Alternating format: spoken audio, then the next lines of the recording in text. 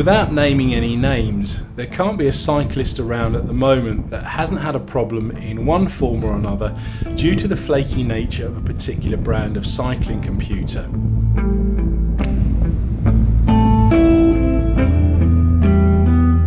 Now, we all know who I'm talking about here. Sometimes you can't turn the computer on. If you can, it might not record the ride. If it does, it might split that ride in two, or if you're really unlucky, it won't let you upload that ride to Strava. My particular favourite was the time I left my computer running during the refreshment stop on a club run a couple of years ago. On that particular occasion, it recorded me riding for a further 2 hours and 50 minutes, and I didn't come to a stop until I reached the Atlantic Ocean just south of Ghana on the West African coast. And I'm not even kidding. And looking at the numbers, they don't make sense either.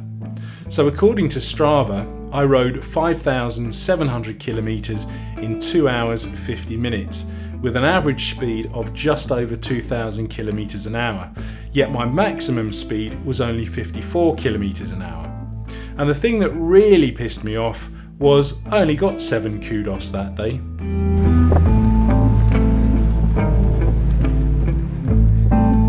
So if gut, I mean the particular brand of cycling computer that I'm talking about is so unreliable, what's the alternative? Well, there are several other brands including Wahoo, Lazine and Cateye.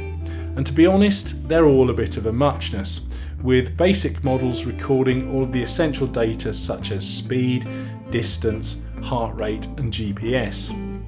If you want extra functionality, you can then start picking and choosing your brand. So for instance, if you want a communication feature, for instance, you can pick a particular brand.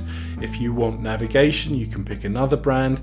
Or if you want the ability to see live Strava segment information, you pick another brand. Prices start at a very humble £10 or £15 for an extremely basic model and go all the way up to £600, £700, £800 or $1,000 for an all singing, all dancing one.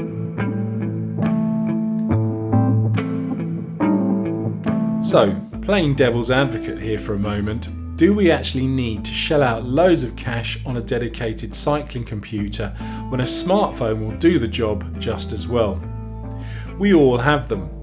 Take my iPhone for instance. It's very good at recording GPS data, and using that it can very accurately calculate things like speed and distance. There are literally hundreds of cycling computer apps available for both iPhone and Android. Some of them are completely free and some of them you have to pay for. And if you can't be bothered to work out which one's which, you can even use the cycling computer that's part of Strava. So, apart from cost, what are some of the other advantages of using your smartphone as a cycling computer? Well, it's very, very easy to upgrade. New features and apps become available all the time, and in most cases it's just going to be a question of downloading the software. But even if you have to pay for that upgrade, it's going to be peanuts, especially when you compare it to the hundreds of pounds that you could potentially spend on buying a new cycling computer.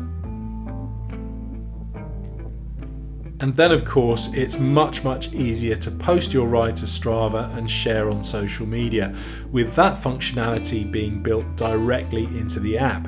So you don't have to mess around with third-party apps such as Garmin Connect or mess about with things like USB leads.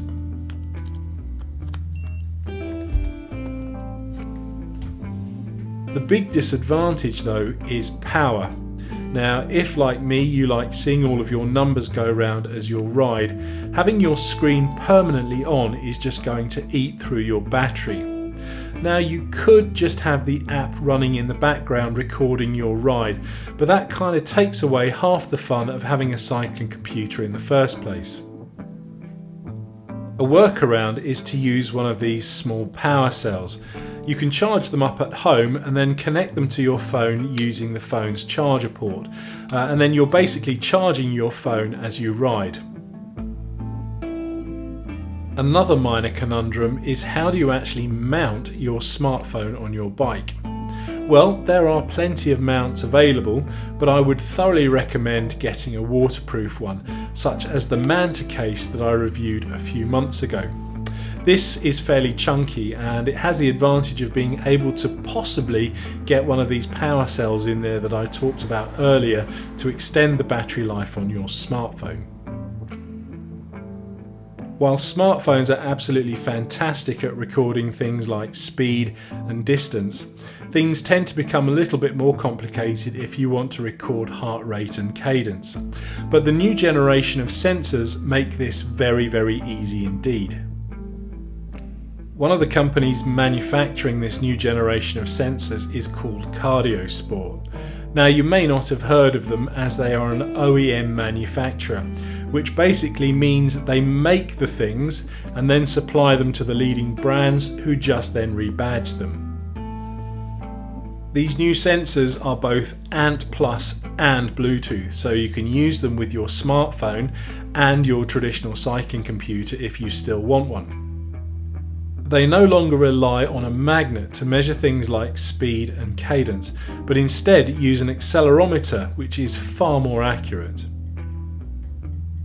They're low energy, which means they have a far greater battery life when compared to traditional sensors. So for instance, a Garmin heart rate sensor will typically last for about 150 hours of use, whereas these new ones last up to 900 hours. They're incredibly easy to fit and remove with a simple twist, making it an absolute doddle if you've got more than one bike and you want to swap between them. And their functionality can potentially go way beyond the data that you're seeing currently on the screen, as they don't just record speed, heart rate and cadence. They also record lots of other motion data that can be used in extra features in apps that are yet to be developed. So what does all of this new technology mean for the future of cycling computers? Well, new apps certainly, but as for the specific features and functions of those apps, that's anybody's guess. But maybe you have something that you would like to see on a cycling computer. If you do, please leave me a comment below. If you found this useful, please like and share, and if you'd like to see more films like this, please subscribe for my regular weekly upload. Thanks for watching.